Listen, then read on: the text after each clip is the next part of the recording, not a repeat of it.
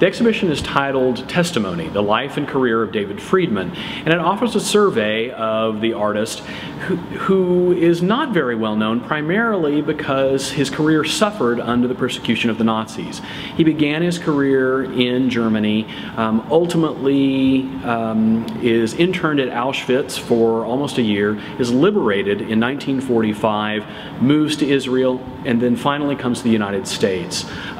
Much of his work dates from the latter part of his career and is sort of a reflection on what had happened to him over the course of his life. It really does depict a first-hand account of his suffering. In the ghetto, it was largely starvation under a very kind of totalitarian system.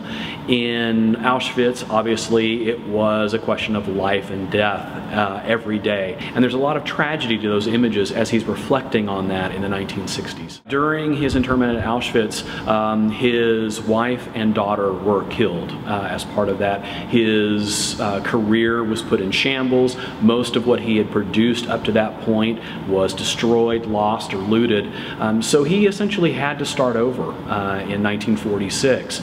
He marries again, his daughter is born, and he lives a second life.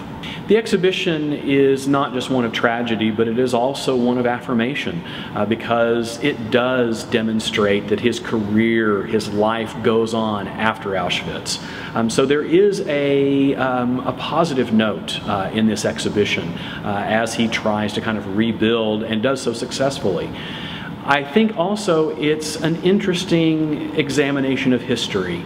The images that we have of World War II, whether it is the battleground or Auschwitz or other prison camps, you know, those are so stark, but rarely do we see it from a first-person perspective. And I think that's one of the things that this exhibit really provides.